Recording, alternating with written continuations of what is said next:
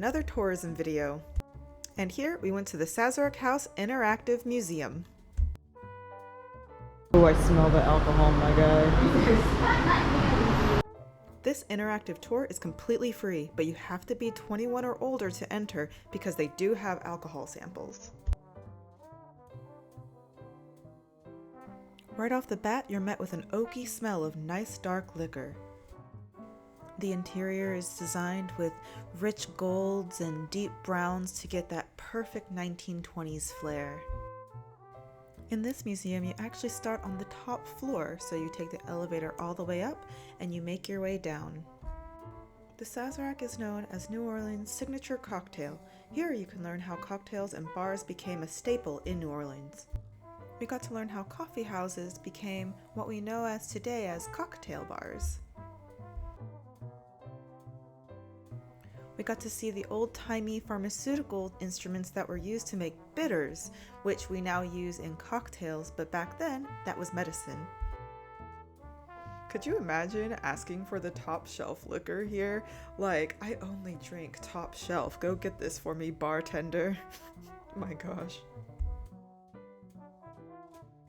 It was really cool learning all about Peychaud's Apothecary and how he was a doctor, but he also sold alcohol along with his medicine that were bitters. And so people would mix the bitters into the alcohol to make it taste better. And so that's how we actually got cocktails, which I find really fascinating.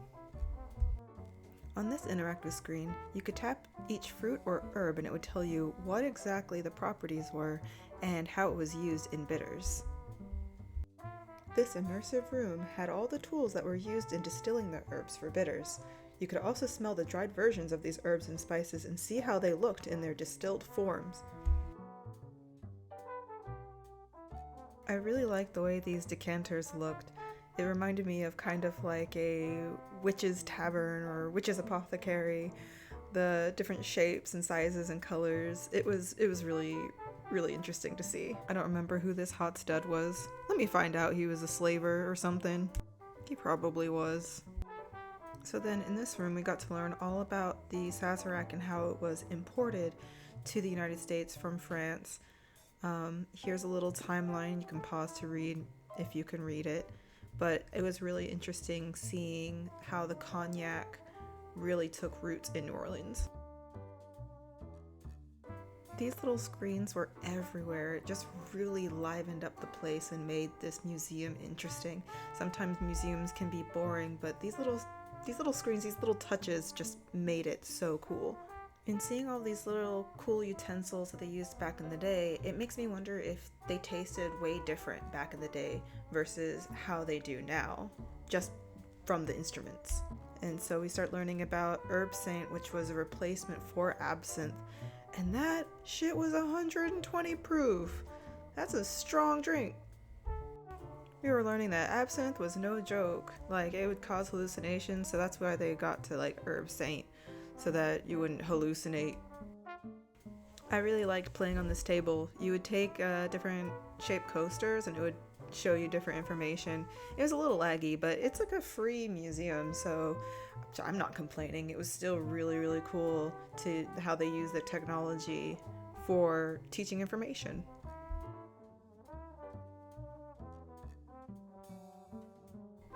And you best believe I took each one of those coasters home. Like, they're really cute coasters, and they're here with me now. I'm definitely going to use them on my desk. Of course, it's not American alcohol if we're not talking about speakeasies during the Prohibition. And let me tell you, New Orleans and Prohibition did not mix. Like, you can't take a cocktail culture-based city and be like, nope, you can't have it anymore. Like, really? That's not gonna work. And in the beginning I said there were alcohol samples, so here we go. With the chilled glass, we're gonna coat your glass in Herb Saint, which is this here. It's basically absinthe. Then we're about to add our mixture of Sazerac rye, Peychaud's bitters, and sugar. Sugar's the most important part, right? Already pre-mixed. It is pre-batched every morning for y'all. We have hundreds of people a day. And can you imagine how long you'd have to wait in line to get your Sazerac if we didn't pre-batch it?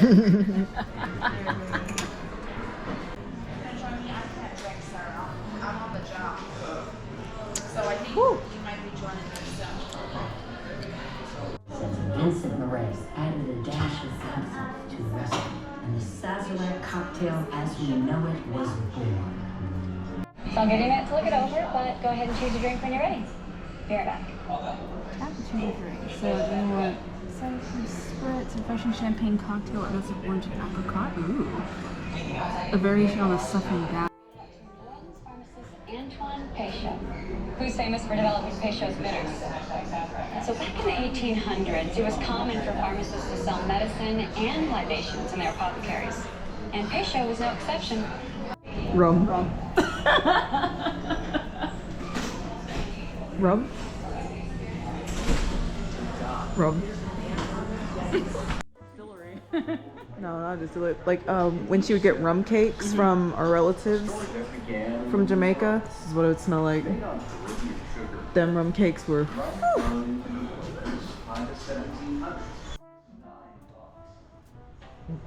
Not 74 and speakeasies and 9 blocks.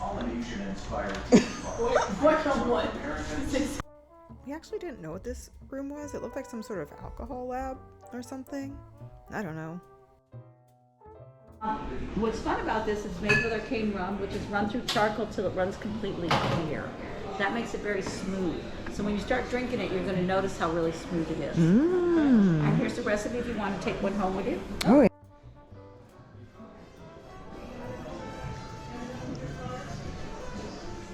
That's good. Oh, that's good. Yeah. And here we started to get into all the different kinds of liquors like rum, bourbon, and whiskey. They had a whole like turntable where you could select what sort of drink you preferred. So if you liked something citrusy and sweet, it would give you cocktail recipes for those specific alcohols and flavors that you like. It was really, really cool to see. Where all this stuff originated was really fascinating to learn.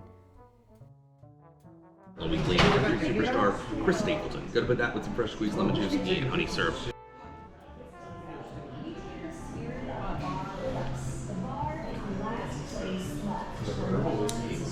Okay. Yeah. Praline liqueur is like really tasty. Do you say praline or praline? I say praline. So there you have it. This is all I filmed because I didn't want to film too much and give it all away. So go and check it out yourself. It is completely free. Happy travels!